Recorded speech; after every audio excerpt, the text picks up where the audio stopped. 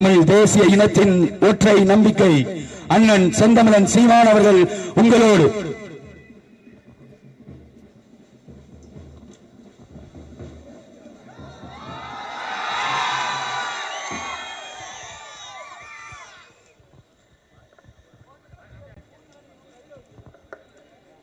இன உணர்வும் மான உணர்வும் கொண்ட என் உயிர் சொந்தங்களே, உங்கள் அனைவருக்கும் என் அன்பும் வணக்கமும்.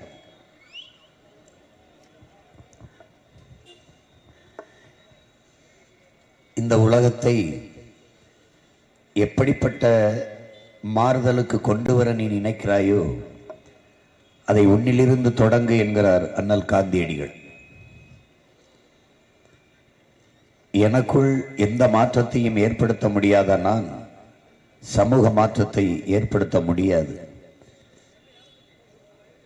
எனவே மாற்றம் என்பது என்னிலிருந்து தொடங்க வேண்டும். அப்படி நம் ஒவ்வொருவரினுடைய உள்ளத்திலிருந்தும் எண்ணத்திலிருந்தும் எழ வேண்டிய ஒன்றுதான் மாற்றம், மாற்றத்திற்குரிய சிந்தனை. என்ன மாற்றம்? அடிப்படை அமைப்பு, அரசியல் மாற்றம். அடிப்படை அமைப்பை எப்படி மாற்றுவது? 30 கோடி மக்கள் தொகை இருக்கும்போது 543 பாராளுமன்ற உறுப்பினர்கள், 140 கோடி மக்கள் தொகையை தொட்ட போதும் அதே 543 பாராளுமன்ற உறுப்பினர்கள். இது போதிய பிரதிநிதித்துவம் இல்லை. இது எங்களுடைய பார்வை, கோட்பாடு. பிறகு என்ன செய்யலாம்? 6 சட்டமன்றத்திற்கு ஒரு பாராளுமன்றம் என்பதை மாற்றி 3 சட்டமன்றத்திற்கு ஒரு பாராளுமன்றம் என்று கொண்டு வர வேண்டும். அமைப்பு மாற்றம். நாட்டின் குடியரசுத் தலைவர், இது குடியாட்சி, மக்களின் ஆட்சி. மக்களின் ஆட்சியின் தலைவரை மக்கள் தேர்வு செய்ய முடியாது என்ற அமைப்பு இருப்பது ஜனநாயக துரோகம், படுகொலை. மக்களால் தேர்வு செய்யப்பட்டவர்கள் தங்கள் வசதிக்கு ஏற்ப தேர்வு செய்து கொள்கிறார்கள். அதை ஏற்பதற்கில்லை. அப்ப என்ன செய்யலாம்? வார்டு கவுன்சிலருக்கு வரிசையில் நின்று வாக்கு செலுத்துகிறேன். நான் நாட்டின் முதல் குடிமகளுக்கு வாக்கு செலுத்த மாட்டேனா? வரிசையில் நாங்கள் வாக்கு செலுத்துகிறோம், அவர்களை நிறுத்துங்கள். ஏன் அப்படி நிறுத்த வேண்டும்? அப்படி செலுத்தினால் நாளை மக்களை சந்தித்து வாக்கு கேட்கும் போது நமக்கு வாக்கு தரமாட்டார்கள் என்ற பயம் வரும். நாட்டு மக்களின் நலன் கருதி சட்டங்கள் திட்டங்கள் தீட்டப்பட்டு அனுப்பும் போது கையெழுத்திட மறுக்கிற குடியரசுத் தலைவர், ஆளுநர்கள் ஏன் நியமன உறுப்பினர்களாக இருக்கிறார்கள்?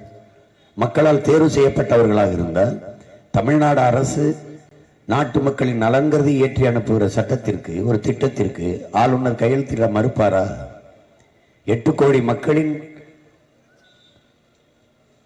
நன்மதிப்பை பெற்று நிறுவப்பட்ட ஒரு அரசு, அதற்கில்லாத அதிகாரம் ஒரு நியமன உறுப்பினர் ஒற்றை மனிதருக்கு இருக்குது என்றால், அப்ப எங்கே இருக்கிறது ஜனநாயகம்? எங்கே இருக்கிறது மக்களுக்கான அதிகாரம்? எங்கே இருக்கிறது மக்களின் ஆட்சி? இது எவ்வளவு பெரிய வெற்று வார்த்தை, ஏமாற்று. இங்கே யாரும் மாநிலங்களவை உறுப்பினராக இருக்கலாம், ஆனால் மாநிலங்களவை உறுப்பினராகி மக்களால் தேர்வு செய்யப்படாத ஒருத்தர் எப்படி மக்களின் மீது அதிகாரத்தை செலுத்தலாம்? மக்களால் தேர்வு செய்யப்பட்டவர்களால் தேர்வு செய்யப்பட்டு அவர் எப்படி அதிகாரத்தை செலுத்தலாம்? இவற்றையெல்லாம் மாற்ற வேண்டும். இந்த அமைப்பை மாற்ற வேண்டும் என்று நினைக்கிறோம். ஒருவர் 2 தொகுதியில் போட்டியிடுவது, ஒருவர் எம்எல்ஏவை இருந்து கொண்டே எம்பிக்கு போட்டியிடுவது எப்படி இருக்கிறது? இப்ப என் தங்கை ஆசிரியராக இருந்தால் அவர் அந்த பணியை ரிசைன் பண்ணிவிட்டு, வேலையை விட்டுவிட்டுத்தான் வந்து போட்டியிட முடியும். அந்த பணியில் இருந்து கொண்டே போட்டியிட முடியாது. ஆனால் எம்எல்ஏவை இருந்து கொண்டே எம்பிக்கு போட்டியிட முடியும். ஒருவேளை எம்பியில் தோற்றுவிட்டால் இதை தொடர்வார், எம்பியில் ஜெயிச்சு விட்டால் இந்த பதவியை விட்டு விடுவார். விட்டுவிட்ட பிறகு இங்க ஒரு தேர்தல் வரும். தேர்தல் மக்கள் மீது திணிக்கப்படும். இவருடைய பதவி ஆசைக்கு மக்களின் மீது ஒரு இடைத்தேர்தல் திணிக்கப்படுகிறது. அப்படித்தான் இப்ப விளவங்கொழியில் திணிக்கப்பட்டிருக்குது. அப்படித்தான் நாங்குநேரியில் ஐயா வசந்தகுமார் வென்று கன்னியாகுமரி எம்பியா போனவன் நாங்குநேரி எம்எல்ஏ பதவி ரிசைன் பண்ணார். அங்கு ஒரு இடைத்தேர்தல் திணிக்கப்பட்டது. அந்த தேர்தல் செலவு மக்கள் காசு. இது என்ன மக்களாட்சி? அவரவர் பதவி ஆசைக்கு மக்களை பலியிடுவது எந்த வழியில் நியாயம்? என்ன ஜனநாயகம்? இந்த மாதிரி ஒவ்வொன்றையும் நாம் மாற்ற வேண்டிய தேவை இருக்கிறது. அடிப்படை அமைப்பு, அரசியல் மாற்றம் இதுதான். ஒருவன் ஓட்டுக்கு காசு கொடுக்கிறான் என்றால் காசு கொடுக்கிறான் சும்மா விளம்பர பதாகையில் ஒரு காசு கொடுப்பதும் வாங்குவதும் குற்றம் என்று பதாகை வச்சு பயனில்லை. நடவடிக்கை என்ன இருக்குது? காசு கொடுக்கலையா? கொடுக்குறாங்க தெரியுது. ஆனா ரோட்ல போவர் ஒருவரை தான் பறக்கும் படை பிடிக்குது ஒழியே ஃபிளைங் ஸ்குவாடு மற்றது யாரையும் பிடிக்கிறது இல்லை. ரம்ஜானுக்கு எங்க ஆளுகள்லாம் ஆடை சந்தையில் வித்துட்டு 11 கோடி மதுரை சந்தையில் வித்துருக்கு. 11 கோடிக்கு ஆடு. அந்த ஆட்டு வித்த காசு எடுத்துட்டு போக பயந்துக்கிட்டு எனக்கு அடிக்கிறாங்க. சீமா என்னப்பா எப்படிப்பா கொண்டு போறது? இப்போ இந்த ஆடு வித்ததுக்கு எங்கிட்டு ரசீது காட்டுறது, ஆடாலயம் காட்டுறது, இந்த காசை கொண்டு போறது எப்படின்னு தெரியலையே. இது என்ன குழப்பமா இருக்குன்னு அப்படி வச்சிருக்கேன். நீ மளிகை கடைக்கு சாமான் வாங்க முடியாது, அம்மாவை மருத்துவமனையில் சேர்த்துட்டு பணம் எடுத்து போய் கட்டி கூட்டிட்டு வர முடியாது, பறிச்சுக்கிடுவேன். ஆனா அவன் கட்டுக்கட்டா 100 கோடி 150 கோடி ஒதுக்கி ஒரு ஓட்டுக்கு 1000 ரூபாய் கொடுக்குறான்னு நல்லா தெரியும். அவனை யாரையும் பிடிக்கிறது இல்லை. வாக்குக்கு காசு கொடுக்கிற ஒரு வேட்பாளர் 10 ஆண்டுகள் தேர்தல் நீக்க தடை என்ற ஒரு நிலையை உருவாக்கினால் ஒருத்தனும் காசு கொடுக்க மாட்டான். ஆனால் நீங்க என்ன செய்றீங்க? காசு கொடுத்துட்டாங்க அதிகமா அப்படின்னா இடைநிறுத்தம் செய்யறீங்க. தேர்தலை இடைநிறுத்தம் செய்யறீங்க. மறுபடி தேர்தல் வைக்கிறீங்க. எவர் காசு கொடுத்தாரோ அவரை மறுபடியும் நின்று வென்னுட்டு போயிடுறாரு. அப்படிதான் ஆர்கே நகர்லாம் நடந்தது. அப்படிதான் தஞ்சாவூரே நடந்தது. இப்ப இந்த கொடுமைகளை இதையெல்லாம் அமைப்பை மாற்றணும்னு நினைக்கிறோம். அப்ப அதுதான் அடிப்படை அமைப்பு மாற்றம்னு உங்க பிள்ளைகள் சொல்வது. அமைப்பை மாற்றணும். இல்ல அப்படியே வச்சுக்கிட்டு பண்ண முடியாது. தேர்தல் முறையிலே நிறைய சீர்திருத்தம் செய்யணும். தெருவா ஓட்டு கேட்கிற முறையை ஒழிக்கணும். எதுக்கு நாங்க இப்படி வீதியில் கத்தணும்? தேவையில்லை. ஒரு நேரம் கொடு. மாலை நேரத்தில் எல்லா தலைவரையும் நிக்க விடு. அவர் ஒரு 10 நிமிஷம், நான் ஒரு 10 நிமிஷம், இவர் ஒரு 10 நிமிஷம். யார் சொல்றது நல்லா இருக்கோ கேட்டு மக்கள் ஓட்டு போட்டு அப்படித்தானே அமெரிக்காவில் நடக்குது. பைடன் இங்கிட்டு பேசுறார், ஹிலாரி கிளின்டன் கிட்ட பேசுறாரு. ட்ரம்ப் கிட்ட பேசுறாரு, ஹிலாரி கிளின்டன். ஒபாமா கிட்ட பேசுனார், ஹிலாரி கிளின்டன் பேசுறாரு. யார் சரியா இருக்கு? போடு. எனக்கு ஒரு 1/2 மணி நேரம் கொடு. ஐயா ஸ்டாலினுக்கு கொடு. தம்பி உதயநிதி பேசட்டும், தம்பி அண்ணாமலை பேசட்டும், ஐயா எடப்பாடி பேசட்டும். யார் கருத்து நல்லா இருக்கு, யார் வந்தா நாட்டுக்கு நல்லா இருக்குன்னு மக்கள் தோணுதோ ஓட்டு போட்டும். இப்படி ஊரா சுத்தி இவனுக்கு சாதி வாரி கணக்கெடுப்பு எடுத்து எனக்கு இடஒதுக்கீடு தர முடியாது. ஆனா ஓட்டு வாரியா கணக்கெடுப்பு எடுத்து நோட்டு கொடுக்க முடியும் அவனுக்கு. இது ஒரு கொடுமையான ஒரு கூட்டம். அது யாரும் வீதியில் நின்று மக்களை சந்திச்சு நாங்கள் 10 ஆண்டுகள் ஆட்சியில் இவ்வளவு நல்லது செஞ்சிருக்கோம்னு நினைவூட்டி அதை பேசி வாக்கை பெறறதில்லை. யாருமே வர்றதில்லை. கடைசி 2 நாள் காசை கொடுத்துட்டு போயிடுது. என் மக்களும் மாறணும். மதிப்புமிக்க நம்ம உரிமையை விற்பது என்பது மிக கொடுமை. நான் கேட்டேன் எங்க அம்மாட்டெல்லாம், இந்த கிராமங்களில் இருக்கிற அம்மாக்கள்கிட்டலாம் கேட்பேன், என்னம்மா கொடுத்தீங்க? 500 ரூபா கொடுத்தாங்கப்பா. என்ன பண்ணீங்க? 5 நாள் சாப்பிட்டோம்ப்பா, பசியாம சாப்பிட்டோம். அப்புறம் 5 ஆண்டுகள் பட்டினியா இருப்பீங்களம்மா, அதை யோசிக்கலையே. அப்ப 5 நாள் சாப்பாடு போட வந்தவர்கள் உங்கள் பிள்ளைகள், நிரந்தர பசியை போக்க வந்த பிள்ளைகள் என்பதை அறிவார்ந்த தமிழ் சமூக மக்கள் புரிந்து கொள்ளணும். நிரந்தர தீர்வு உங்கள் குறைகளை கேட்க வந்தவர்கள் அல்ல, அதை தீர்க்க வந்த பிள்ளைகள். அதனாலதான் தனித்து நின்று போட்டியிடுகிறோம், போராடுகிறோம். அரசியல் மாற்றம் என்றால் என்ன? அரசியல் மாற்றம் இங்கே கட்சி அரசியல், தேர்தல் அரசியல் தான் இருக்கிறது நீண்ட காலமாக. மக்கள் அரசியல் இல்லை, மக்களுக்கான அரசியல் இல்லை. ஏன் இல்லை? இந்த அரசியல் தலைவர்கள் அடுத்த தேர்தலை பற்றியே சிந்திக்கிறார்கள். தலைவர்கள் மட்டும்தான் அடுத்த தலைமுறையை பற்றி சிந்திப்பார்கள். அப்படிப்பட்ட தலைவர்கள் இங்கு இல்லை. அடுத்த தேர்தலை நோக்கியே நகர்வார்கள். என்ன சொன்னால் மக்கள் ஓட்டு போடுவார்கள். அப்ப மிக்சி கொடுக்கலாம், கிரைண்டர் கொடுக்கலாம், இல்ல 1000 கொடுக்கலாம். குடும்ப தலைவிக்கு 1000. யார் கேட்டது? எங்க அம்மா கேட்டாங்களா 1000 ரூபாய் கொடுங்கன்னு? கேட்டாங்களா? மாசம் 1000னா ஒரு நாளைக்கு 30 ரூபா. 30 ரூபா கூட சம்பாதிக்க முடியாத நிலையில எங்க அம்மா வச்சது எவ்வளவு பெரிய ஐயோக்கியத்தனம். 60 ஆண்டுகள் ஆட்சி. கொடுமை. எங்க வீட்டு தோட்டத்துல களை எடுக்கவோ கத்திரிக்காய் பறக்க வந்தா 300 ரூபாய் காசு ஒரு நாளைக்கு. நீ 30 ரூபாய் கொடுத்துட்டு சாதனைன்ற யாரு காசு? இந்த 1000 ரூபாய் யாரு காசு சொல்லு? எஸ்சி எஸ்டி தாழ்த்தப்பட்ட பழங்குடி மக்களுக்கு என்று இந்திய ஒன்றிய அரசு ஒதுக்கிய நிதி.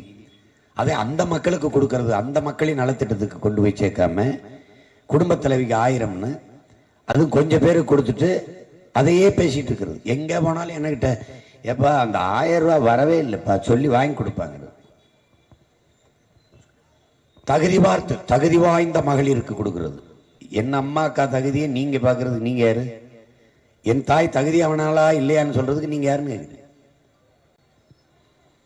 இதையெல்லாம் சாதனை திட்டம் என்று அவர்கள் சொல்லுவதை நம்பிக்கொண்டு என் மக்கள் இத்தனை ஆண்டுகள் ஆட்சியில் இலவச அரிசின்னு ஒன்று வந்ததுக்கு வெக்கப்பட்டிருக்கல என்னைக்காவது நீங்க?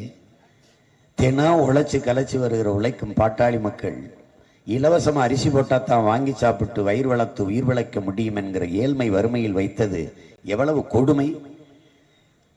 சோறு வடிச்ச தண்ணி ஆறா ஓடிச்சுங்கிறான். கோட்டை கட்டி ஆண்ட இனம், தன்மானத்துக்காக உயிரை விட்ட இனம், அரை கிலோ அரிசிக்கு அல்லாடி திரிகிறது. இலவச அரிசி போட்டால்தான் வாழ முடியுங்கிற நிலைமை. முதல்ல ஐயா கருணாநிதி அவர்கள் 1 கிலோ அரிசி 2 ரூபாய் என்றார்கள். ரேஷன் கடையில் 2 ரூபாய்க்கு போடுறோம். மறுபடியும் என்னாச்சு? 1 ரூபா வளர்ச்சி. 2 ரூபாய்க்கு கூட வக்கட்டு போயிட்டான் தமிழன். மறுபடியும் வளர்ச்சி. அடுத்த ஆட்சி வருது, இலவசம். ஏன் 1 ரூபா கூட சம்பாதித்துக் கொள்ள முடியல? அவ்வளவு வளர்ச்சி. வளர்ச்சிங்கிறது எப்படி போகுது பாருங்க. வெறும் வார்த்தையில் மட்டும்தான் வளர்ச்சி இருக்குது, முன்னேற்றம் இருக்குது, நாங்கள் நன்றாக செய்திருக்கிறோம். மற்ற மாநிலங்களோடு ஒப்பிடும்போது தமிழ்நாட்டில் கல்வி மருத்துவ கட்டமைப்பு சிறப்பாகத்தான் இருக்கிறது. எங்க சிறப்பா இருக்கு? செருப்பா இருக்கு. எந்த அமைச்சர் மகன் அரசு பள்ளி கல்லூரியில் படிக்கிறான்? எந்த அமைச்சருக்கு காய்ச்சல் அரசு மருத்துவமனையில் படுத்து வைத்தியம் பார்க்குறாங்க? செந்தில் பாலாஜி ஓமந்தூரார் மருத்துவமனையில் தான் சேர்த்தீங்க, அரசு மருத்துவமனையில். அப்புறம் அதுக்கு அவசரமா தூக்கி காவேரியில் சேர்த்தீங்க. அரசு மருத்துவமனையில் இருந்தா இப்ப சிறையில் இருக்கார். அரசு மருத்துவமனையில் இருந்தா என்ன இருப்பார் உங்களுக்கு தெரியுது. அம்மையார் ஜெயலலிதா ஏன் அப்பளவில் படுக்கணும்? ஏன் படுக்கணும்? அப்பளவில் படுத்தனால 75 நாள் உயிரோடு இருந்தார். அரசு மருத்துவமனை படுத்தா 7 நாள்ல போய் சேர்ந்திருப்பார். ஏன்? தரம் இல்லை. அரசை நடத்துகிறவர்களுக்கே அரசு மருத்துவமனையில் நம்பிக்கை இல்லை. அப்ப எதுக்கு அந்த மருத்துவமனை கூட்டிட்டு போக வேண்டியதானே? ஆண்டுதோறும் மருத்துவத்துக்கும் கல்விக்கு நீங்க ஒதுக்குற நிதிநிலை அறிக்கையில் நீங்க ஒதுக்குற நிதி எவ்வளவு? பட்ஜெட்ல நீங்க ஒதுக்குற நிதி எவ்வளவு? எவ்வளவு? அந்த வார்த்தையை நீங்க கவனிக்கணும். சாலை போட பராமரிக்க 1000 கோடி ஒதுக்கீடு, மருத்துவ தரம் உயர்த்த 5000 கோடி ஒதுக்கீடு. 5000 கோடி ஒதுக்கீடு நீங்களே, அது ஒன்றும் வேலை நடந்த மாதிரி தெரியலையே. வார்த்தை இன்னொரு தடவை சொல்லுங்க. ஒதுக்கீடு. அதான் ஒதுக்கிட்டோம், ஒதுக்குறத பதுக்கிட்டோம். தேர்தல் வரும்போது ஆளுக்கு 500 ரூபாயா பிதிக்கிட்டு போய்கிட்டே இருக்க வேண்டியதுதான். இதுதான் இவங்க ஆட்சி முறை, இவங்க நடைமுறை. என்ன நடந்திருக்கு இந்த நாட்டில் சொல்லுங்க? ஒரு மாற்றம் சொல்லுங்க. தலைகீழ் மாற்றம்னு நாங்க சொல்றது காரணம் என்ன? தனியார் முதலாளி தான் கல்வியை தரமாக கொடுப்பான். தனியார் முதலாளியால தான் அரசு மருத்துவத்தை தரமாக கொடுக்க முடியும். அரசால் முடியாது. தனியார் தான் போக்குவரத்தை சிறப்பாக நடத்துவார். தனியார் பஸ் நல்லா இருக்கும், அரசு பஸ் கேவலமாக இருக்கும். எல்லாமே தனியார். சாலை அரசு கொடுதா, தனியாருக்கு ஒப்பந்தம் கொடுக்குதா? என்ன செய்யுது? எல்லாமே தனியார். தண்ணீரை ஏன் அரசால தர முடியல? தன் நாட்டு குடிகளுக்கு தவிச்சவை தண்ணி கொடுக்க முடியாதா? பழைய முறை இப்படி அந்த தண்ணி விற்பனைக்கு வர எப்ப தொடங்கிச்சு? 800 கோடி மக்கள் தொகை உலகத்துல 100 கோடி மக்களுக்கு தான் தண்ணீர் இருக்கு, குடிநீர் இருக்கு. அதை யோசிக்கும் போது 2 விழுக்காடு தான் குடிநீர் இருக்கா? அதை 20 விழுக்காடாக எப்படி உயர்த்துவது என்று சிந்திக்காமல் 2 விழுக்காடு தான் தண்ணி இருக்கா, அதை வித்தா நல்லா சம்பாதிக்கலாம் என்று நினைத்த அந்த சிந்தனை தான் மிக கொடுமையானது. வித்து விட்டார்கள். தண்ணீர் வெறும் மனிதனுக்கு மட்டுமான தேவையா? அதை யாராவது சிந்திச்சிருக்கோமா? அப்ப மற்ற உயிர்கள், இந்த வேப்ப மரம் என்ன செய்யும்? இந்த கொக்கு சிட்டு குருவி எல்லாம் என்ன செய்யும்? என்ன செய்யும்? தான் மட்டும் வாழ்ந்தால் போதும், எது அழிந்தாலும் பரவாயில்லை என்று எண்ணுகிற எண்ணம் எவ்வளவு கொடுமையானது, எவ்வளவு கொடுமையானது. பணம் இருந்தால் போதும், வாழ்ந்து விடலாம். பெருமை, சாதி, மதம், நான் இந்த மதம், நான் இந்த சாதி. என்ன இருக்கு தமிழர்களுக்கு? சாதி மதம் மோதிக்கிட்டு செத்தால் புதைக்க சுடுகாடு. அதுவும் சில சாதிகளுக்கு இல்லை. எங்கே என்ன பெருமை இருக்கிறது? ஒண்ணும் இல்லை. நீங்க இந்திய நாட்டின் குடிமகன், நான் இந்த நாட்டின் குடிமகன், என்னுடையது இது என்று எதையாவது ஒண்ணு சொல்லு. எதையாவது ஏதாவது இது என்னது? எல்லாம் தனியார் மயம். அதானி ஏர்போர்ட், அதானி துறைமுகம், Adani farming, Adani road, petrol Ambani விற்பான், மின்சாரத்தை அதானி விற்பான். நீ என்னத்தை புடுங்குவ? ஒன்றும் கிடையாது. 1 லட்சம் கோடி இந்த தேர்தலுக்கு செலவாகுது. என்ன நடக்க போகுது? என்ன நடக்க போகுது? காங்கிரஸ் 50 ஆண்டுகள் அந்த நாட்டை ஆண்டது யாரு? அவங்க தான். பிஜேபி 10 ஆண்டுகள் ஆண்டது யாரு? இவர்கள் தான். இப்ப என்ன மாற்றம் வந்துட போகுது? ஒன்றும் நடக்க போறது இல்லை. இதேதான் பிஜேபி என்ன சொல்லுது, நாங்க வந்தால் ஒரே நாடு ஒரே தேர்தல். இப்ப புடுங்கிறதுக்கா பீகார்ல 7 கட்டம் எனக்கு ஒரே கட்டமா நடத்துற? ஒரே கட்டமா எனக்கு நடத்துற? பீகார்ல ஏன் இதே 40 தொகுதி தானே, இதுக்கு 7 முறை நடத்துற? 7 கட்டம் 7 முறையா நடக்குது. ஏன்? அங்க ரிலாக்ஸ்டா ஐயாமைய வேலை செஞ்சுக்கிறாங்க. எங்களை மாதிரி ஒரே கட்டத்தில் நடத்தி சாகடிப்பான். 20 நாள் தேர்தலுக்கு என்றதுக்கு 44 நாள். டிஜிட்டல் இந்தியா தட்டுனா கடகடன்னு சொல்ல போகுது. என்ன வேண்டியதானே? என்ன மாட்டார்கள், என்ன மாட்டார்கள்? ஏன்? தமிழ்நாட்டில் தோற்றுவிடும் இந்த கட்சிகள். தோற்று போனால் அது இந்தியா முழுமைக்கும் பிரதிபலிக்கும். அதனால 44 நாள் ஒரு இடத்துல பூட்டுற பெட்டியை போட்டு அங்க என்ன வேணாலும் நடக்கலாம்ல. பெட்டி இல்லாம வாக்குச்சீட்டுல தேர்தலை சந்தினா அதுக்கு நேர்மை இல்லையே, பயப்படுறீங்க. ஏன்?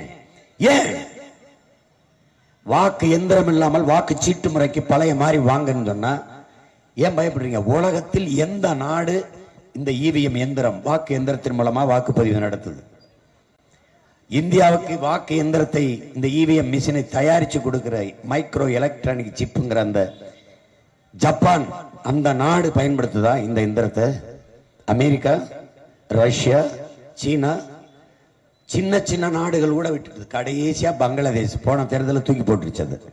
2 நாடு உலகத்துல, இத்தனை நாடுகளுக்கு நாட்டா நைஜீரியா, இந்தியா, 2 நாடு. 2மே ஊழல்ல பெருத்த நாடுகள். உங்களுக்கு ஓட்டு போட காசு, எனக்கு போடுங்கன்னு. வட இந்தியாவில் எப்படி தெரியுமா? ஓட்டு போட வந்துடாதீங்கன்னு காசு. நான் சொல்றதை நம்பிக்கையில வலைவெளியில் தட்டிப்பார். ஓட்டு போட வந்துடாதேன்னு வீடு வீடுக்கு காசு. அப்ப ஓட்டு அது நாங்க போட்டுக்கிறோம். அப்படித்தான் போடுவார்கள், போட்டிருக்கிறார்கள். ஆனாலும் இது ஜனநாயகம், ஆனாலும் இது மக்களாட்சி, மக்களுக்கான அதிகாரம் நிறுவப்படுகிறது என்று நாம் நம்புகிறோம். எவ்வளவு வேடிக்கையானது பாருங்க. ஒரே நாடு ஒரே தேர்தல். இந்தியா ஒரே நாடா? ஒரே நாடா? பல நாடுகளின் ஒன்றியமா? பல நாடுகளின் ஐக்கியம் இது. அது அமெரிக்க யுனைடெட் ஸ்டேட் ஆஃப் அமெரிக்கா, அது ஐரோப்பிய யூனியன், அது யுனைடெட் ஸ்டேட் ஆஃப் இங்கிலாந்து. அப்படிதான் இருக்கு. அது மாதிரி இது யூனியன் ஆஃப் ஸ்டேட்ஸ். அதை விட்டு ஒரே நாடு ஒரே தேர்தல், ஒரே ரேஷன் கார்டு, யார் எங்க வேணாலும் ஓட்டு போடலாம் அப்படின்னு என்ன வட இந்தியனை கூட்டிட்டு வந்து இங்க ஓட்டு போட்டு இது பிஜேபி ஆட்சி அமைச்சு இந்தி பேசுற இன்னொரு மாநிலமா மாத்திட்டு போகும். ஏற்கனவே இது தங்கிலீஷ் மாநிலமா மாறிடுச்சு. எவனுக்கு தமிழ் தெரியல, அவன் இங்கிலீஷ்காரன், நம்ம தங்கிலீஷ்காரன். வரல. தமிழகத்தின் தமிழ் தெருவில் பூரா தமிழ் விளம்பர பலகையெல்லாம் பாரு. ஆப்செட் பிரச்சனை இருக்கு, எழுத்து தமிழ்ல இருக்கு, உச்சரிப்பாங்க. அதான் தங்கிலீஷ், தமிங்கிலம். ஒவ்வொரு கடையிலையும் தமிழகத்தின் தமிழ் தெருவில் தமிழ்தான் இல்லை என்று வருந்தி பாடினான் பாவேந்தன் பாரதிதாசன். என்ன பயன்? எங்கும் தமிழ், எதிலும் தமிழ் வந்து பேசி வந்தவர்கள் இப்ப எங்கே இருக்கிறார்கள்? வீழ்வது நாமாக இருந்தாலும் வாழ்வது தமிழாக இருக்கட்டும் என்று பேசியவர்கள் எங்கே போனார்கள்? தமிழன் என்று சொல்லடா, தலை நிமிர்ந்த நெல்லடான்னு எங்க தாத்தா வச்ச முழக்கத்தை எடுத்து பீத்தி கொண்டு வந்தீர்கள். எங்கே? செத்து போனது எல்லாம். என் இன மக்களுக்கு எது செத்தாலும் பரவாயில்ல, சாதி செத்துறக்கூடாது. அந்த கொடுமையை ஒழிக்கணும், அதிலிருந்து மீளணும். நாங்கள் தமிழர்கள் என்ற தேசிய இன உணர்வை கொண்டு திரண்டாலே ஒளி இந்த இனம் பாதுகாப்பாக வாழ்வதற்கு வாய்ப்பே கிடையாது, வாய்ப்பே கிடையாது. எல்லா உரிமையும் இழந்தாச்சு, எதுவுமே கிடையாது. இந்த உரிமைகளை பறிகொடுத்தது இந்த திராவிட கட்சிகள் தான். கடைசியா மின் உற்பத்தி விநியோகம் உதய மின் திட்டத்தை கையெழுத்து போட்டு கொடுத்தது அதிமுக தான். டிஎன்பிசி தமிழ்நாடு தேர்வாணையத்தில் யார் வேணாலும் வந்து இங்கே தேர்வு எழுதி தமிழ்நாட்டு பிள்ளைகளுக்கு வேலை கிடைக்கிறதுக்கு இருந்த ஒரே வாய்ப்பா தான். அந்த தேர்வாணையத்தில் யார் வேணாலும் வந்து தேர்வு எழுதி தேர்ச்சி பெற்று வேலை வாங்கிக்கலாம். தமிழ்நாட்டுக்குள்ள தமிழ் அவர் 2 வருஷத்துக்குள்ள படிச்சுக்கலாம்னு கையெழுத்து போட்டவர் மக்கள் இவர்கள் தான், இவர்கள் தான். இப்ப என்ன, இந்திக்காரன் வந்து வங்கி, மின்துறை, எல்லா மின் பணியாளர் எல்லாம் வட இந்தியன் உட்கார்ந்து இருப்பான். 2 வருஷத்துல வேலை கிடைச்சிருச்சு. அப்ப என்ன, இதுக்கு தமிழ் படிக்க போறான்? எதுக்கு படிக்க போறான்? அப்ப தமிழ்நாட்டில் இருக்கிறவனுக்கு வேலை எங்க? நீ பிச்சை எடுக்கிற வேலை விட உனக்கு வாய்ப்பு கிடையாது. நீ போய் பாரு, சிக்னல்ல பிச்சை எடுக்கிறது யாருன்னு பாரு, எல்லாம் இந்திக்காரன். அந்த வேலையை எடுத்துக்கிட்டான். களை எடுக்கிறான், கரும்பு வெட்டுறான், ஆடு மாடு மேய்க்கல, நீ அதையும் மேய்க்க வந்துடுவான். கடைசியா நீ பிச்சை எடுக்கிற வேலை கூட இருக்காது. அங்க போனீங்கன்னா அவன் நம்மளை அடிச்சு தள்ளுவான். அவன் சங்கம் வச்சுக்கிறான். நாம் இழந்து கொண்டு இருக்கிறோம்ங்கிறது தெரியலன்னா, நாம அடிமையா இருக்கிறோம், உரிமை இழந்துட்டோம், அடிமையா இருக்கிறோம்னே தெரியலனா என்ன பண்ண முடியும்? அடிமையா வாழ்வதே அருமையான சுதந்திரம்னு கருதுகிற கூட்டத்தை என்ன பண்ண முடியும்? அவன் ஏமாற்றான்னு தெரியுது. இந்த திமுக எத்தனை காலமா ஏமாத்துது? எத்தனை காலமா நீட்டு தேர்வை நாங்க வந்தா ரத்து பண்ணுவோம்னு கொண்டு வந்தது நீங்க தான். கேட்க யாருமே கேட்கல. கொண்டு வந்தது யாரு? இதே காங்கிரஸ் திமுக தானே. இப்ப நாங்க வந்தால் ஜிஎஸ்டி 2.0, அது என்ன 2.0? கொண்டு வந்தது நீதான். இந்த என்ஐஏ ஆழ்த்திக்கு சட்டத்தை கொண்டு வந்தது இதுதான். ஏற்கனவே சிபிஐ இருக்குல்ல, அப்புறம் எதுக்கு என்ஐஏ? நேஷனல் இன்வெஸ்டிகேஷன் ஏஜென்சி எதுக்கு? அந்த ஏஜென்சியை போட்டு நீ என்ன பண்ற? யாரை வேணாலும் தூக்கலாம். தூக்கிட்டு போயிட்டு அது விசாரிக்க காரணம் சொல்ல வேண்டியதில்லை. என் வீட்டுக்கே சொல்ல வேண்டியதில்லை. உங்க கணவரை தூக்கிட்டு போயிருக்கோம்னு என் வீட்டுக்கு கூட சொல்ல வேண்டியதில்லை. என் மனைவிக்கு எங்க வேணாலும் வைக்கலாம். ஸ்டான் லூர்துசாமின்னு ஒரு அருள் தந்தை என்ன பண்ணார்? பழங்குடி மக்களுக்கு போய் சேவை செஞ்சிருந்தார், தொண்டு செஞ்சுக்கிட்டு இருந்தார். அவரை தூக்கி உள்ள போட்டு முதிர்ச்சியின் காரணமா கையில அப்படி நடுங்கம் இருக்கு. எனக்கு தண்ணீர் கூட குடிக்க முடியல. ஒரு ஸ்ட்ரா உறிஞ்சு குடிக்க ஒரு ஸ்ட்ராங்க, ஒரு உறிஞ்சு குழாய் கேட்கிறாருங்க. அதுக்கு இருங்க கேட்டு சொல்றோம்னு கோர்ட்ல வழக்கு போட்டு 2 மாசம் கழிச்சு அவருக்கு ஸ்ட்ரா கொடுக்கறதுக்குங்க கொவலை இப்படி பிடிச்சு குடிக்க முடியாது, நடுங்க. இவங்கெல்லாம் மாதிரி ஒரு கொடூர கொலகார பயில நீங்க பார்த்திருக்க. நீ இந்த பிஜேபி கேளு, மணிப்பூர் கலவரத்துக்கு காரணம் என்னன்னு கேளு, குஜராத் கலவரத்துக்கு என்ன காரணம் கேளு. குஜராத் கலவரத்தை நியாயப்படுத்தி பேசிய திமுக மணிப்பூர் கலவரத்துக்கு எதிர்ப்பு தெரிவிக்குது. காரணம் ரெண்டுமே தேர்தல் பதவிதான். குஜராத் கலவரத்தப்போ வாஜ்பாய் அரசுல பதவியில் இருக்குது, மணிப்பூர் கலவரத்தப்போ காங்கிரஸோட கூட்டணி வச்சு தேர்தலை சந்திக்குது. இங்கே இஸ்லாமியர் படுகொலை குஜராத்தில், அங்கே கிறிஸ்தவர் படுகொலை. மலை முகடுகளை மேலே வாழுகிற பழங்குடி மக்கள் எல்லாம் கிறிஸ்தவத்தை தெளிவிருந்தார்கள். தரைத்தளத்தில் கீழே வாழுகிற உயர் சாதி இந்துக்கள் எல்லாம் RSS பிஜேபி. சண்டை தகராறு. பழங்குடி மக்களுக்கு இருக்கிற இடஒதுக்கீடு இங்கே இருக்கிற பொது பொருளாதார அடிப்படையில் இடஒதுக்கீடு கொண்டு வந்தானோ அப்படி இங்கே இருக்கிற இவர்களுக்கும் சரியாக இடஒதுக்கீடு கிடைக்கும். அது யார் இந்த நீதிபதி அந்த உத்தரவு போட்டது? தமிழ்நாட்டிலிருந்து போன ஒரு நீதிபதி. அவர் யாரா இருப்பாரு? அவர் யாரா இருப்பாரு? அதை எதிர்த்து பழங்குடி மக்கள் போராட கலவரம். இந்திய நாட்டு ராணுவம் காங்கிரஸ் ஆட்சியில தான் கற்பழித்தது. பெண்களை கற்பழிச்சு கொலை செஞ்சுக்கிட்டு இருந்துச்சு. தங்கை ஆயிரம் சரிமலா அதை எதிர்த்து 16 ஆண்டுகள் பட்டினி நோன்பு இருந்தால், பட்டினி போராட்டம் இருந்தால், தோற்று போனார்.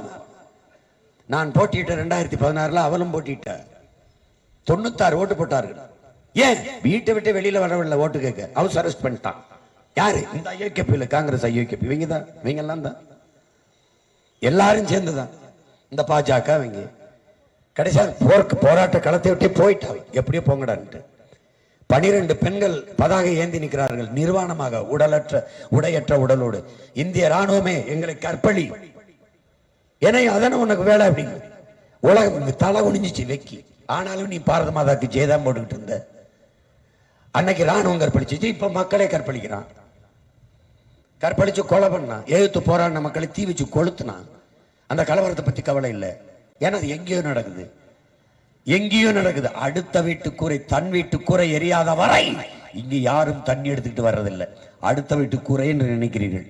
நிம்மதியாக கதவை பூட்டிட்டு படுக்கலாம் என்று படுக்கிறீர்கள். உங்கள் சாம்பல் தான் கீழே விழும். அந்த நெருப்பு இங்கே வராதா? குஜராத்தில் நடந்தது இங்கே நடக்காதா? மணிப்பூரில் நடந்தது இங்கே நடக்காதா? ஈழத்தில் நடந்த கொடுமை இங்கே நடக்காதா? இந்திய கடலுக்குள் நடக்கிறது இந்த நிலத்துக்குள் நடக்காதா? ஆந்திர காட்டுக்குள் நடந்தது தமிழ்நாட்டுக்குள் நடக்காதா? கொல்ல மாட்டார்களா அவர்கள்? உனக்கு கேட்க நாதி இருந்ததா? ஆந்திர காட்டுக்குள் செம்மர கட்டையை வெட்ட வந்தான் எப்படி கண்டாய்? வெட்டும் போது பார்த்தாயா? சான்று இருக்கா? எப்படி பண்றா? எப்படி கண்டு சுட்டாய்? மரக்கட்டையை வெட்டி போட்டிருக்கிறாய், அது நம்பர் போட்டிருக்காய். என் தமிழ் குடியை என் சொந்தங்களை சுட்டு கொண்டு போட்டிருக்கிறாய், காலில் நம்பர் போட்டிருக்காய். எப்படி? எங்கே சுட்டு கட்டையோட பணத்தை கொண்டாந்து போட்டு போயிட்டேன் காட்டுக்குள்ள. ஒருத்தன் கேட்டானா இந்த நாட்டில் ஒரு தலைவன் இல்ல இந்த இந்திய நாட்டை ஆண்ட இல்ல ராகுல் காந்தி கண்டிச்சாரா? சோனியா காந்தி அறிக்கை இல்ல இந்த பிரதமராக இருந்த மோடி? இது கொடுஞ்செயல், கண்டிக்கத்தக்கது, இது தவறு. அந்த உயிரிழந்த குடும்பங்களுக்கு ஊக்கத்தொகை, ஒரு பாதுகாப்பு தொகை ஏதாவது இந்த நாடுகள் அறிவித்தது உண்டா? ஒருத்தன் கேட்டானா, ஒரு மரக்கட்டைக்கு இருக்கிற மதிப்பு மான தமிழனின் உயிருக்கு இல்லையாடா? அங்க ஒரு மயிலை, ஒரு மாட்டை, ஒரு மானை சுட்டு போட்டு போயிட முடியுமா? 20 பேர் அப்படி சுட்டு போட்டிருக்கியே, கேட்க நாதி இல்லையே உனக்கு? காட்டுக்குள்ள இந்திய கடலுக்குள்ள மீன் பிடிக்க போறான், கடல் எனக்கு உரிமை இல்லையா? கச்சத்தீவை எனக்கு என்றால் எனக்கு தூரம் அதிகம், கச்சத்தீவு அவனுக்கு என்றால் அவனுக்கு தூரம் அதிகம். அப்போ எல்லை தாண்டி வர்றான், எல்லை தாண்டி வர்றான், படகை பறிக்கிறான், சுட்டு கொள்றான், கம்பி வச்சு அடிக்கிறான், சிறைப்படுத்துகிறான். கேட்க நாதி இல்லையே. தன் நாட்டு குடிமக்களை சுட்டுக் கொள்கிற ஒரு ராணுவத்திற்கு எந்த நாடு பயிற்சி கொடுக்கும்? திறன் மேம்பாட்டு பயிற்சி எந்த நாடு துப்பாக்கி கொடுக்கும்? எந்த நாடு போர்க்கப்பலை பரிசாக கொடுக்கும்? என் நாடு கொடுக்கும், எங்க ஆசல கொடுக்கும். வலிமை மிக்க பாதுகாப்பு படை, கடற்படை பாதுகாப்பு, ரோந்து பாதுகாப்பு பணியை செய்து இந்தியா கடற்படை யாரிடமிருந்து யாரை பாதுகாக்க? என்னைக்கு அது கேள்வி எழுப்பியா? சொந்த நாட்டு மீனவனை இலங்கை ராணுவம் சுடுது, தாக்குது. அப்படி தாக்க வரும்போது இந்திய கடற்படை ராணுவம் தடுத்து காப்பாற்றியது என்ற செய்தி ஒரு சிறு செய்தித்தாளை நீ படிச்சிருக்கியா? யாரை பாதுகாக்க? யார்கிட்ட நிக்கிற? ஏன் உனக்கு நாதி இல்லை? சாபவன் தமிழன், சகித்துக் கொள்ளலாம். உரிமை தமிழருக்கு பறித்துக் கொள்ளலாம். நீ அழுவாய், சங்கீதம் போல அவர்கள் காதுகளில் விழும். உன் ரத்தம் சுவைப்பார்கள், ஒரு மரணம் ரசிப்பார்கள். ஏன்? அவர்கள் நம் வரலாற்று பகைவர்கள். இமயவரை பரவி இருந்த நீ காலடியில் எப்படி குறிக்கனாய்? இப்படித்தான் பௌத்தத்தை அழித்தான். பௌத்தம் தனி சமயம், தனி மதம். அதையும் சர் வில்லியம் ஜோன்ஸ் போட்ட கையெழுத்தில் அதுவும் இந்துன்னு உள்ள கொண்டு வந்து பௌத்தத்தை அழித்தான், பாலி மொழி அழித்தான். அவன் சமணன் தனி, அவன் மொழி பிராகிருதம். சமணத்தை வேறால் இந்துசன் உள்ள இழுத்து அழிச்சு பிராகிருத மொழியை அழிச்சான். நாம சைவர்கள் சிவன் முருகனை வழிபடுகிற சிவசமயம், சைவ சமயம், பெருமாளை வழிபடுகிற மாலியம். நம்மை தூக்கி இந்து என்று உள்ள வச்சு நம் மொழியை அழிக்கிறான். சைவமும் தமிழும் தலைத்து ஓங்குக, சைவத்தையும் தமிழையும் பிரிக்க முடியாது. ஆனால் சார் வில்லியம் ஜோன்ஸ் போட்ட கையெழுத்துல வேறால் இந்துசன் சேர்த்து எவன் பார்சி இல்லையோ, எவன் ஆங்கில இந்தியன் இல்லையோ, எவன் கிறிஸ்தவன் இல்லையோ, எவன் இஸ்லாமியன் இல்லையோ அவனெல்லாம் இந்து அப்படின்னு ஒரு கையெழுத்த போட்டான். அதுல பௌத்தம் வந்துருச்சு, சமணம் வந்துருச்சு, சீக்கியமும் வந்துருச்சு, நம்ம சைவமும் வந்துருச்சு. அதை சொல்லிட்டு இப்ப ஓட்டு கேட்குது பிஜேபி. நீ போட்டுற போற. எத்தனை முறை ஒடியாரு, நாளைக்கு வர்றாரு மோடி. இதோட 8வது தடவை. ஒரு தடவை நம்ம வெள்ளத்துல மிதக்கும் போது எட்டி பார்த்தது உண்டா? எட்டி பார்த்தது சொல்லு. ஓகி புயல்ல செத்து மிதந்தோம் 300 பேர் மீனவர்கள். நம்ம செத்து மிதந்தோம். அறிவார்ந்த தமிழ் சமூக தம்பி தங்கைகளே, கத்துறதுக்கு இன்னைக்கு ஒரு உங்க அண்ணன் இருக்கேன். நானும் செத்துட்டேன்னா நாதிலாம் போய் பாத்துக்க. நல்லா கேட்டு இங்க பாரு, செத்து மிதந்தோம். காப்பாத்த ஒரு வய வரல. கடற்படை இருக்கு, புயல் ஓடி போய் தத்தளிச்சு நிக்கிற மக்களை மீட்டு கொண்டாந்து கொடுத்ததா கடற்படை என்ன செஞ்சது? செத்து மிதந்தோம். கணக்கில்லாத போராட்டம். எங்க பிள்ளைகள் பணத்தையாவது எடுத்து கொண்டாந்து கொடுங்க, நாங்க மரியாதையோட அடக்க முடியும். வரல. கடைசியா வந்தாங்க, தேர்தல் வருதுன்ட்டு வந்து ஒரு இடத்துல எல்லா படத்தையும் இப்படி ஒட்டி வச்சு அப்படியே பார்வையிட்டு போயிட்டாரு மோடி. அதை டெல்லியில இருந்தே அனுப்பி விடுங்க, இமெயில், இன்ஸ்டாகிராம், இன்டர்நெட் பார்த்துட்டு அங்கே இருந்தாரு. இங்க எதுக்கு வந்த? இப்போ இதே தான் நடந்தது. தூத்துக்குடியில பெரும் வெள்ளம், புயல், மழை, சேதம். ஒரு மாதம் போய் உங்க பிள்ளை போய் வேலை செஞ்சேன், மக்களோட நின்று. இவங்க வந்தாங்க, அம்மா நிர்மலா சீதாராமன். ரோட்ல இப்படி ஓரத்துல ஒரு கூடாரம் போட்டு அதுல எந்தெந்த ஊர்ல எப்படி பாதிப்புன்னு படத்தை பார்த்துட்டு போயிட்டாங்க. இதுக்கு ஏன் ரோட்ல நிக்கணும்? டெல்லிக்கு அனுப்பி விடுனா அங்க உட்காந்து பார்த்து பாதிப்பு. அவ்வளவுதானே. வெள்ளத்தில் செத்ததை பேரிடர் என்று அறிவிக்க முடியாது என்று இந்த நாடு சொல்லுது. அப்ப எதை பேரிடர் என்று சொல்லுவாய்? எதை சொல்லுவாய்? 100 ஆடு வச்சிருந்தாங்க, 100 ஆடு வெள்ளத்துல போயிடுச்சு. அவன் என்ன செய்வான் சொல்லுங்க? 10 பசுமாடு வச்சிருந்தான், பூரா போயிடுச்சு. என்ன பண்ணுவான்? 10 ஏக்கர்ல வாழை போட்டு இருந்தான், போயிடுச்சு. என்ன பண்ணுவான்? இது பேரிடர் இல்லையா? எதுதான் பேரிடர்? லட்சக்கணக்கா ஈழத்துல செத்த உனக்கு கேட்க ஆள் கிடையாது. எவன் வந்தான்? திராவிடன் சொல்ற யாராவது வந்தானா? இவர்கள் சொல்வதை பார்த்தால் கன்னடர்கள் திராவிடர்கள் தான், தெலுங்கர்கள் திராவிடர்கள் தான், மலையாளி திராவிடர் தான். எவனடா சொன்னான்? எப்படிடா என் திராவிட சகோதரனை கொள்ளுவாய்? ஏதாவது ஒரு குரல் எழுந்ததா?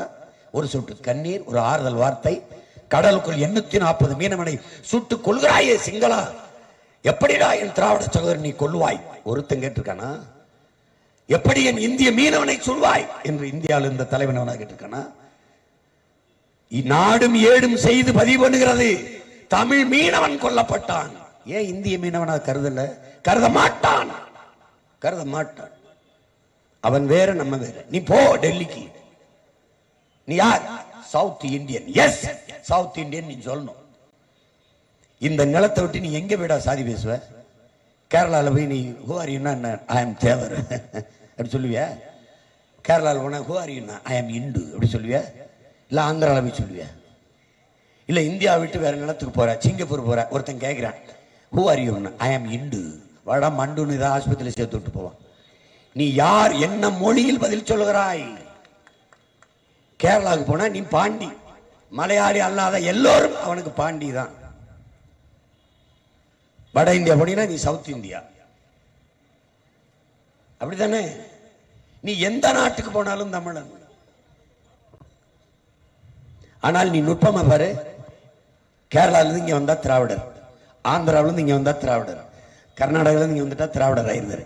நீ கர்நாடகாவுக்கு போனீங்கன்னா தமிழர், நீ ஆந்திராவுக்கு போனா தமிழர், நீ கேரளாவுக்கு போனா தமிழர். 1.25 தமிழர் இருக்கான் கர்நாடகால, தமிழன் தான். நீ ஆஸ்திரேலியா அகதியா நம்ம ஏதிலிகளா போனோம், ஈழத்திலிருந்து பிரான்ஸ், தமிழர் தான். ஆப்பிரிக்கா போனோம், தமிழர் தான். ஆஸ்திரேலியா போனோம், தமிழர் தான். பிரிட்டனுக்கு இங்கிலாந்துக்கு போனோம், தமிழர் தான். ஆனால் வட இந்தியாவில இருந்து ஒருத்தன் வருவான், இந்து இந்திய, பீகார்ல இருந்து வருவான், குஜராத்தி வருவான், இந்து இந்திய, இங்க வந்தா அப்படியே வேஷம் போடுவான். ஆனால் எங்க போனாலும் தமிழன். இதைத்தான் எங்கள் புரட்சி பாவலன், எங்கு பிறப்பினும் தமிழன் தமிழனே, இங்கு பிறப்பினும் அயலான் அயலான் சொல்ல காரணம். வசதியா உட்கார்ந்துட்டு எல்லாத்தையும் அனுபவிச்சுட்டு இருக்கான். யோசிச்சு பாரு. இப்ப நான் கோனாரு, நான் கோன், எனக்கு தமிழ்நாட்டில் எத்தனை மந்திரி கொடுத்திருக்கிய சொல்லுப்பா. சமூக நீதி பேசுற பெருமக்களை, பெரியாரை பின்பற்றுகிறோம், அண்ணாவை வழி தொடர்கிறோம், நாங்கள் சமூக நீதியின் காவலர்கள். கோனார் எனக்கு எத்தனை சீட்டு மந்திரி சபை? இல்லை, 2. ஸ்டாலின் ஐயா வீட்டில் எத்தனை மந்திரி? 2. ஒரு வீட்டில் 2, எனக்கு நாட்டிலே 2 தான். ஏன் எண்ணிக்கை என்ன, உங்க எண்ணிக்கை என்ன? என்ன சமூக நீதி இருக்கு? தேவர் நான், எனக்கு எத்தனை கொடுத்துருக்க? கல்லருக்கு 1, மறவருக்கு 1, அகமுடையருக்கு 1, ஆளுக்கு 1 கொடுத்து முடிச்சிட்டேன். எங்க எண்ணிக்கை என்ன? சமூக நீதி வகுப்பாரி பிரதிநிதித்துவம் குடிவாரி கணக்கெடுத்து எங்கள் எண்ணிக்கைக்கேற்ப இடஒதுக்கீடை கொடுங்கள். எத்தனை ஆண்டுகளா போராடுறோம்? எங்க ஐயா ஆனமுத்து தொடங்கி, எங்க ஐயா மருத்துவர் ராமதாஸ் தொடர்ந்து, அவர் பிள்ளைகள் நாங்கள் தொடர்ச்சியா போராடி கொண்டிருக்கோம். ஏன் இந்த திராவிட அரசுகள், இந்த இந்திய அரசுகள் எடுக்க மறுக்கிறது? எடுத்தால் தெரிஞ்சிடும். எத்தனை நாள் எங்களை ஏமாற்றியவர்கள் அதிகாரத்தை சுவைத்துக் கொண்டிருந்தார்கள், பதவியை அனுபவித்துக் கொண்டிருந்தார்கள் தெரிந்துவிடும். இந்த நெய்வேலி பழுப்பு நிலக்கரி மின்சாரம் நிலையாருது, வளமையாருது. 299 பேர் வேலைக்கு ஆள் எடுத்தானே, ஒருத்தனை கூட என் மண் சார்ந்தவன், இனம் சார்ந்தவன், தமிழன் ஒருவனை கூட எடுக்கல. ஏன் நீங்க கோவப்படல? ஏன் இந்த அரசு அது ஒரு பிரச்சனையை எடுத்துக்கல? என்னரும் தம்பி தங்கைகள், என் தாய் தந்தையரை மாற்ற முடியும் என்ற நம்பிக்கை, என் தாத்தா பாட்டியை மாற்ற முடியும் நம்பிக்கை அது இல்லை. எனக்கும் இளைவர்கள், என் தம்பி தங்கைகள், அவர்களுக்காகத்தான் இந்த வேலையை நான் செய்கிறேன். ஏன் நான் செய்கிறேன்? எங்க ஆத்தாள பெங்கால முடியுது, எனக்கும் பின்னாடி வர்ற என் தம்பி தங்கைகளுக்கு எங்க நிலைமை வந்துடக்கூடாது. இந்த மாதிரி முச்சந்தில் இன்னும் கத்திக்கிட்டு நிற்கிற நிலைமை வரக்கூடாது. அவனாவது சரியான கல்வி, தரமான மருத்துவம், நல்ல குடிக்க தண்ணி, சுவாசிக்க நல்ல காற்று, பயணிக்க நல்ல பாதை, படிச்சதற்கேற்ற வேலை, அதுக்கேற்ற சம்பளம், அதை கொண்டு வாழுகிற பெருமை மிக்க வாழ்வு. இந்த 5க்கும் 10க்கும் அரிசிக்கும் பருப்புக்கும் வேட்டிக்கும் சேலைக்கும் 1/2 கிலோ சர்க்கரைக்கும் 1 கிலோ அரிசிக்கும் 1 முளை கரும்புக்கும் என் மக்கள் கையேந்தாம வாழணுங்கிறதான் எங்க கனவு. அதுக்கு தான் இந்த அரும்பாடு ஆட்டிக்கிட்டு இருக்கு. வருங்கால பிள்ளைகளும் இப்படி வீதியில் நின்று கத்திக்கிட்டு, எத்தனை ஆண்டுகளா நீங்க மாறி மாறி இந்த 2 கட்சிக்கும் ஓட்ட போட்டு என்ன சாதிச்சு? எங்களை தூக்கி ரோட்ல போட்ட தவிர நீங்க என்ன சாதிச்சு? என்ன சாதிச்சீங்க? எதுக்காக பாரதிய ஜனதா தமிழ்நாட்டுக்கு ஒரு தடவை உட்கார்ந்து யோசிங்களேன். எதுக்காக காங்கிரஸ்? உன் மொழிக்கு நிற்பானா? உன் இனத்திற்கு, இன பாதுகாப்பிற்கு, உன் உயிருக்கு, உன் உரிமைக்கு, உன் உணர்வை தான் மதிப்பானா? எதற்காக அவனுக்கு உன் ஓட்டு? உன் வாழ்க்கை பற்றி கவலையே படாதவனுக்கு உன் வாக்கு எதற்கு? உன் உணர்வை உன் உயிரை மதிக்காதவனுக்கு எதுக்கு உன் ஓட்டு? எதற்கு போடுவனும்? இந்த கட்சிகள் வென்று போய் என்ன செஞ்சிட போது? 39 பாராளுமன்ற உறுப்பினர்களை கொண்டு போன திமுக 5 ஆண்டுகளில் என்ன சாதனை, என்ன செய்தது? இந்த பிரச்சனையை பேச்சு தீர்த்தது ஏதாவது ஒண்ணு இருக்கா? இப்போது திருக்குறளை தேசிய நூலாக ஆக்குவோம். என்ன நேத்து தான் திருவள்ளுவர் எழுதி வச்சு செத்து போன மாதிரி பேசிட்டு இருக்கிறீங்க? இதுக்கு முன்னாடி திருக்குறள் இங்க இருந்தது இல்லையா? எல்லாவற்றையும் மாற்ற வேண்டும் என்றால் என் அன்பு தம்பி தங்கைகளே, என் அருமை பெற்றோர்களே, நம்மால் முடியும். ஒரே ஒரு வாக்கு, வலிமை மிக்க வாக்கு, அதை மைக்கு சின்னத்தில் செலுத்தி எல்லாவற்றையும் மாற்றுங்கள். மாற்றம் என்பது மானுட தத்துவம். மாறாது என்ற சொல்லை தவிர மற்றவை அனைத்தும் மாறிவிடும். மாறுவோம், மாற்றுவோம். இது மாற்றத்திற்கான எளிய மக்களின் புரட்சி. என்னரும் தமிழ் சொந்தங்களே, புரட்சி எப்போதும் வெல்லும். உங்கள் பிள்ளைகள் எங்களின் வெற்றி அதை சொல்லும். இந்த சிதம்பரம் நாடாளுமன்ற தொகுதியில் என் அன்பு தங்கை ஜான்சிராணி அவர்களுக்கு நீங்கள் மைக்கு சின்னத்திலே வாக்கு செலுத்தி வெற்றி பெற செய்யுங்கள். என் தங்கையின் வெற்றி தனிப்பட்ட ஜான்சிராணியின் தங்கையின் வெற்றி இல்லை, தமிழ் பேரினத்தின் வெற்றி என்ற பெருமிதம் கொள்ளுங்கள். புரட்டி போடுங்கள். புரட்சியால் வென்று முடித்தார்கள் தமிழர்கள். ஓட்டுக்கு காசு கொடுக்காமல், கூட்டு வைக்காமல் கட்சிகளோடு தனித்து நின்று தமிழ் பிள்ளைகள் வென்றார்கள் என்ற வரலாற்று பதிவை எழுதுங்கள். என் அன்பு சொந்தங்களே, எங்களின் இலக்கு ஒன்றுதான், எம் இனத்தின் விடுதலை. தமிழ்தாய் வாழ்க, தலைவர் பிரபாகரன் வாழ்க, என் தங்கை ஜான்சிராணி வெல்க.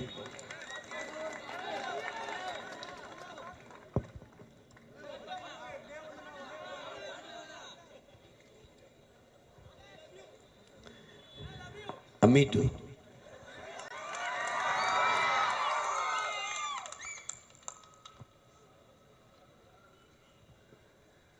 கல்லூரி பள்ளி இல்லாத ஊரை கையோடு என்றே தீமூட்டு, கல்லாத பேர்கள் இல்லாத நாடு நம் நாடு என்றே நாம் மாற்றுவோம். இருக்கிற கோயில்கள் எல்லாம் படிக்கிற பள்ளிகள் செய்வோம். அறிவென்னும் கோபுரம் அங்கே நாம் காணுவோம். வானம் உங்கள் கைகளில் உண்டு, ஞானம் உங்கள் நெஞ்சினில் உண்டு. வானம் உங்கள் கைகளில் உண்டு, ஞானம் உங்கள் நெஞ்சினில் உண்டு. நான் என்று எண்ணாமல் நாம் என்று உறவு கொள்ளணும். உன்னால் முடியும் தம்பி தம்பி, அடகுனக்குள் இருக்கும் உன்னை நம்பி. தோளை உயர்த்து தூங்கி வீழும் நாட்டை எழுப்பு, தோளை உயர்த்து தூங்கி வீழும் நாட்டை எழுப்பு. எதையும் முடிக்கும் இதயம் முன்னில் கண்டேன். உன்னால் முடியும் தம்பி தம்பி, உன்னால் முடியும், என்னால் முடியும், நம்மால் முடியும். நாளை நம் தமிழ் சமூகம் விடியும். நன்றி, வணக்கம். நாம் தமிழர். வேண்டி விரும்பி கேட்டுக்கொள்கிறோம். வெற்றியின் சின்னம் மைக் சின்னம். உழைக்கும் மக்களே, உங்களின் உரிமை குரல் ஓங்கி ஒலிக்க எங்களின் மைக் சின்னத்தை பயன்படுத்துங்கள்.